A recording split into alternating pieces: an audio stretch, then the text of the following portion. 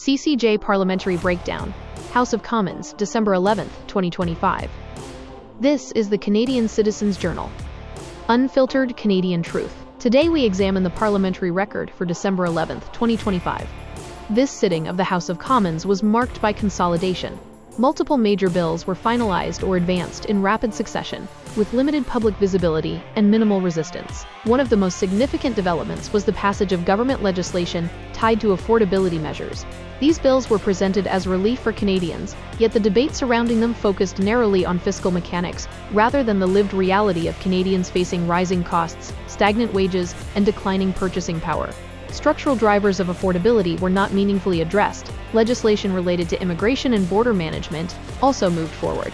These measures passed at a time when provinces are openly warning that housing, healthcare, and social services are already stretched beyond capacity. Parliament advanced this legislation without resolving those contradictions, placing the burden of federal policy decisions onto communities that are already under strain. International trade agreements featured prominently on this day. Economic impact assessments were tabled, and new implementing legislation was introduced to bind Canada to long-term trade commitments. These agreements carry consequences for domestic industries, sovereignty, and regulatory control, yet they continue to move forward with little public awareness or debate. Committee reports addressing international crises and human rights concerns were presented and formally acknowledged.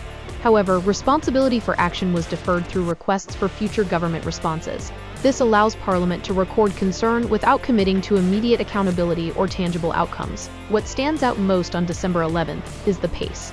Bills were passed, agreements advanced, and reports tabled in a compressed sequence. Parliament functioned less as a deliberative body and more as a clearinghouse for decisions already made.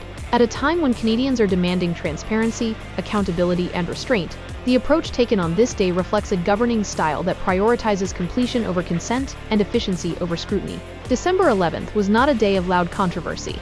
It was a day of quiet finality, and those are often the days with the greatest long-term consequences. This is the Canadian Citizens Journal.